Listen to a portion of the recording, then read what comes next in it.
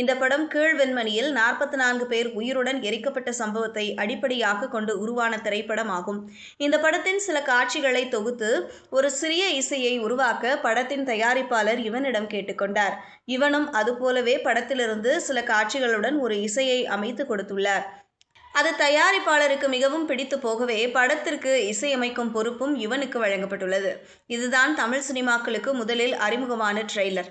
அதன் பிறகு அடுத்தடுத்து வந்த படங்கள் ட்ரெய்லரை உருவாக்கி தங்களது படத்தை விளம்பரப்படுத்த தொடங்கின.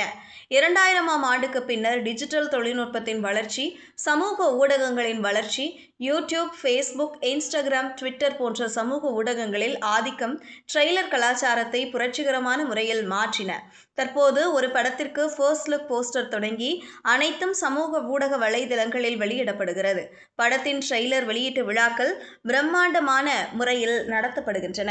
மில்லியன் கணக்கான பார்வைகளை பெற்று உலகளவில் ட்ரெண்டிங்கில் இடம் பிடிக்கும் அளவிற்கு ட்ரெய்லர்கள் மாறியுள்ளன. தமிழ் சினிமா இன்று உலகம் முழுவதும் பரவி இருப்பதற்கு முக்கிய அடித்தளம் இந்த ட்ரெய்லர்களாகும். சினிமா மீதான ஆர்வத்தை ரசிகர்களிடையே அதிகப்படுத்துவதையும் பார்வையாளர்களை திரையரங்குகளுக்கு அழைத்து வரும் உக்திகளையும் தமிழ் திரையுலகம் தொடர்ந்து மேம்படுத்தி வருகிறது. இதுபோன்ற செய்திகளை தெரிந்து கொள்ள செய்தி புனலுடன் இணைந்திருங்கள்.